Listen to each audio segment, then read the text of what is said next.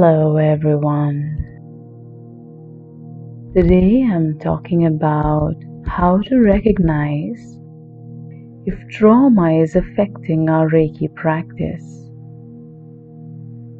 Most of us, when we hear the word trauma, we conjure up images of rape or war, something extreme, thinking, no, this doesn't apply to me. But a lot of things that we accept as normal can leave us experiencing a trauma response, like accidents, sudden events, like an unexpected breakup or an unexpected death of a loved one, being subjected to or witnessing physical abuse, prolonged emotional abuse, and things like that. If we didn't have the resources to deal with the trauma response at that time, the mind hides away the pain in the body to deal with later. This can show up years later in our lives and affect our spiritual work. Reiki is a very powerful tool and can help us reach a state of a beautiful equilibrium, this serene tranquility, even if all of life is crumbling in front of our eyes and beneath our feet. All we need is to maintain a 30 to 40 minute daily practice. But there can be unexpected, unseen obstacles to this practice itself from the forgotten past. Here are some signs that suppressed trauma could be interfering with your Reiki practice. The typical one is we make excuses for not practicing regularly. We seek shortcuts. The truth is, most of us have enough time. Unless the only option to earn enough to survive is to be stuck in a 72 hours per week job. Yes, these are genuinely tough situations. Most of us, though, don't live like that. We do have a choice we exercise to watch cat videos instead of practicing Reiki. Reiki is without exception the easiest system to practice. We can at least do a little bit of Reiki every single time our hands are free. The question is, are we choosing it? When we weren't prioritized by our parents, we learn not to prioritize ourselves and our own well-being. In such cases, we end up wasting time and seeking instant gratification instead of investing in our long-term progress. Guilt and shame are another common sign. Abusive relationships use guilt and shame as a means of control, and when this becomes a habit, we tend to spiral into crippling guilt and shame, repeating erroneous behaviors instead of taking action to correct our mistake. We feel guilty and ashamed of previous behavior, and often we punish ourselves by taking actions which causes even more guilt and shame. Compulsively seeking approval from others, especially at the cost of one's own well-being, is also a very typical long-term trauma response. Autoimmune disorders are another common sign. These typically develop when the body is experiencing abuse, either physical or emotional. It's just that in the case of emotional abuse, this can be quite hard to acknowledge and accept because there can be a lot of affection and attachment in such relationships as well. but a much closer look is needed at the nature of those relationships, along with a focus on learning how to draw healthy boundaries.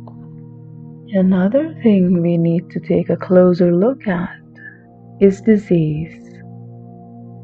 Not all diseases are triggered by trauma, obviously, but in the case of extreme suppression of emotions, trauma can manifest as a big or small disease. When clients tell me something like, "Oh, I don't feel bad about it since this year began," and their disease began around the same time that they started feeling emotionally better, it is clearly a sign that the emotional upset was converted into physical upset because the emotions were too much to handle. Talking too much or being tongue-tied is another symptom.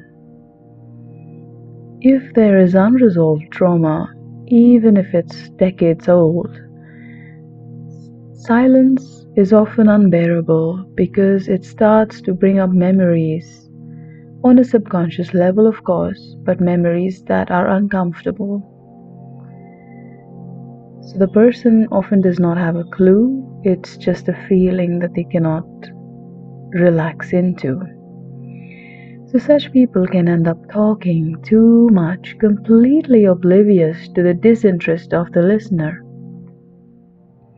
This could be a general pattern, but it could also be something that only shows up when a person is stressed.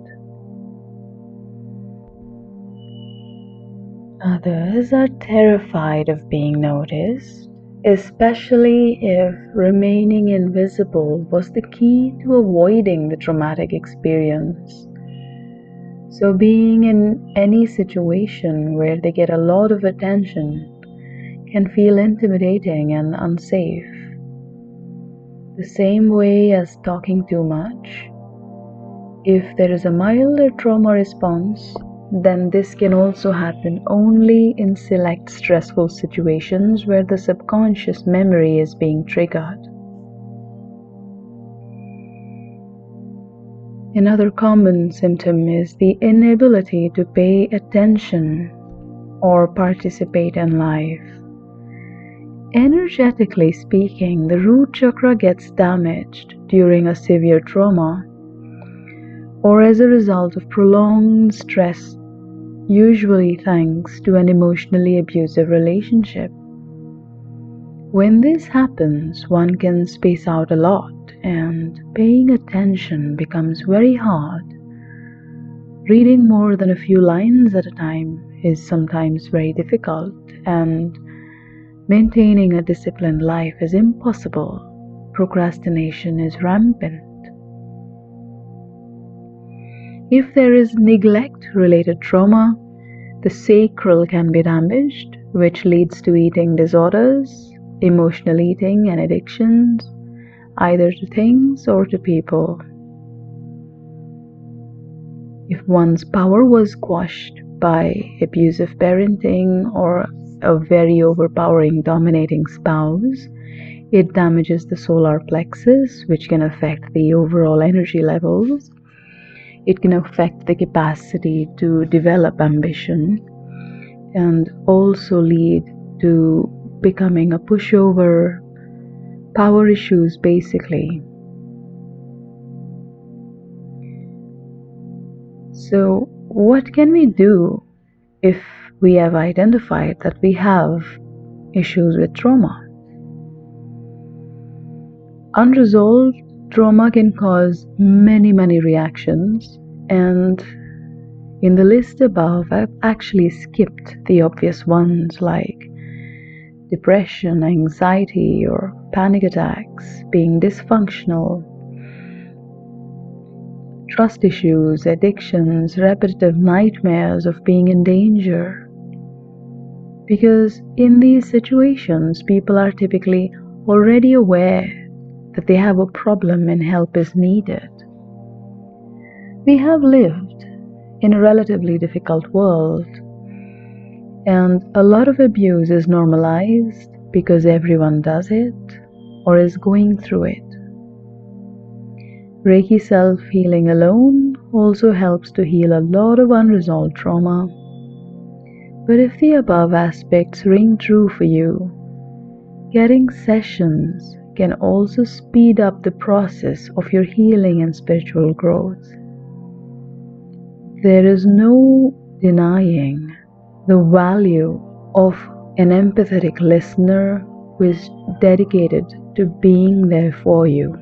This can really speed up your progress and your healing. Apart from that, I have found that even a short Reiki practice in the morning combined with a short Reiki practice in the evening is an extremely potent combination. I have had many students who practice only once, and sometimes those practices are really long, 2 hours, 3 hours sometimes. But I have not found a parallel to just even a 40-minute Reiki practice, 15 minutes in the morning, 25 minutes in the evening. It's extremely powerful and brings a lot of stability inside and sometimes outside as well. I hope you enjoyed listening to this. Thank you so much for joining me. I'll see you soon.